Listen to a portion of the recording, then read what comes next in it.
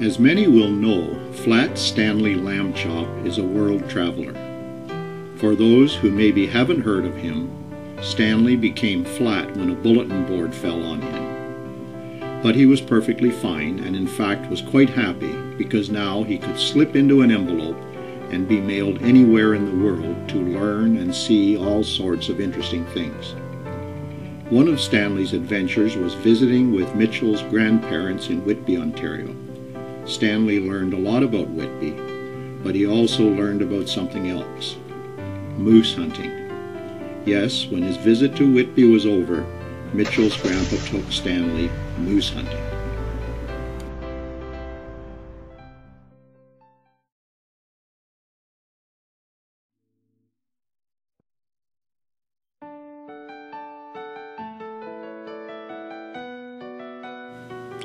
Flat Stanley goes moose hunting.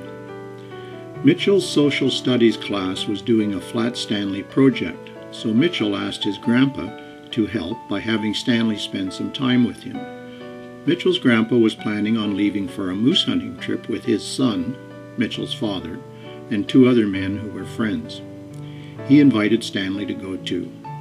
Stanley was thrilled with this prospect because he had never been hunting before.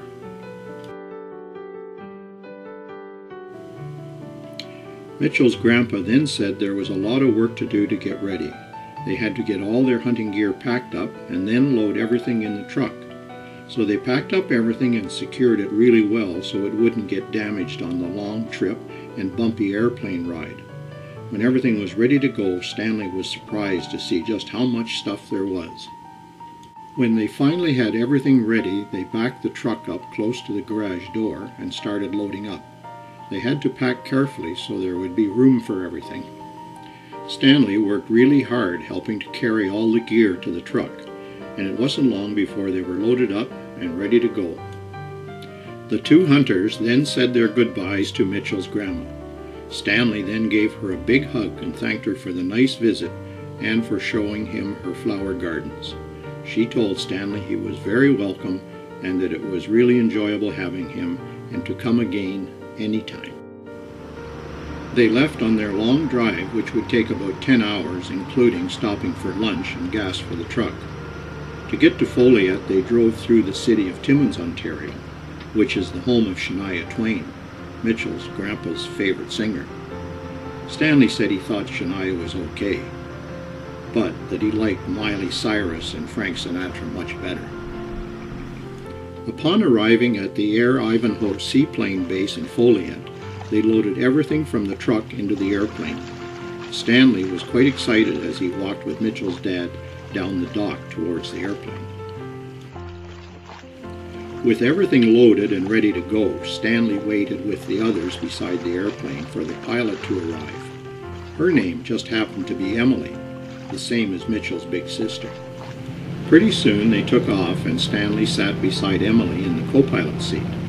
He had never seen such vast wilderness and so many lakes.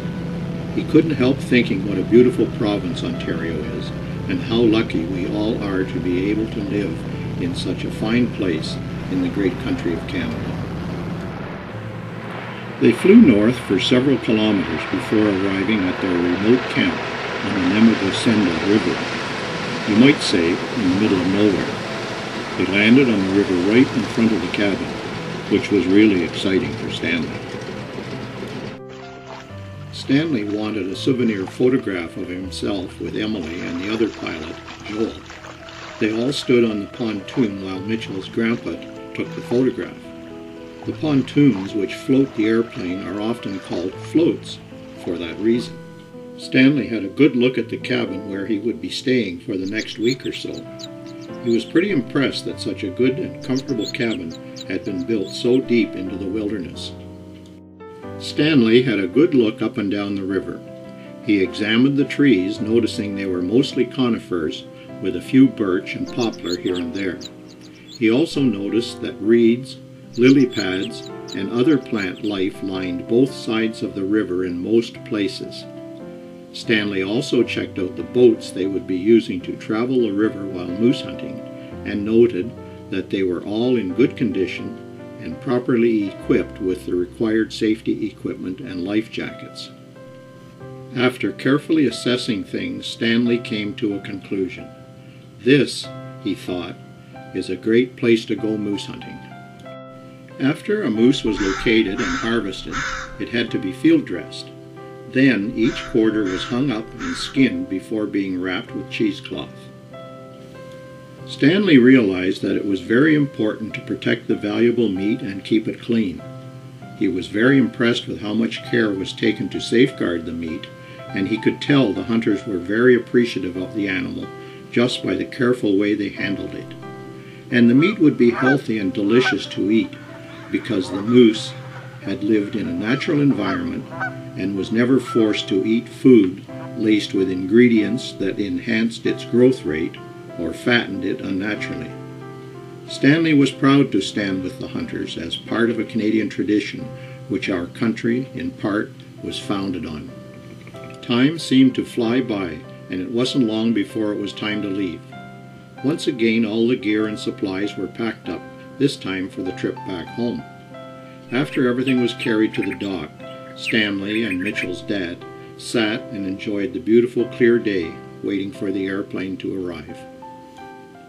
And this was the gorgeous view that Mitchell's dad and Stanley were enjoying as they sat on the dock that morning.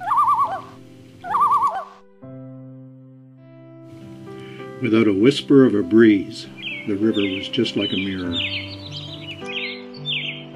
The airplane did, of course, arrive, and with everything loaded, they were ready to take off and return to the Air Ivanhoe seaplane base at Folliot. It was indeed a beautiful, clear day, and once airborne, it was possible to see for many kilometers in all directions. Stanley thought to himself that it wouldn't matter how many times he made this flight, the marvel of the vista would always be an experience to cherish. Once landed, the truck was loaded up. Soon they were on their way home with Mitchell's dad driving the first leg of the journey.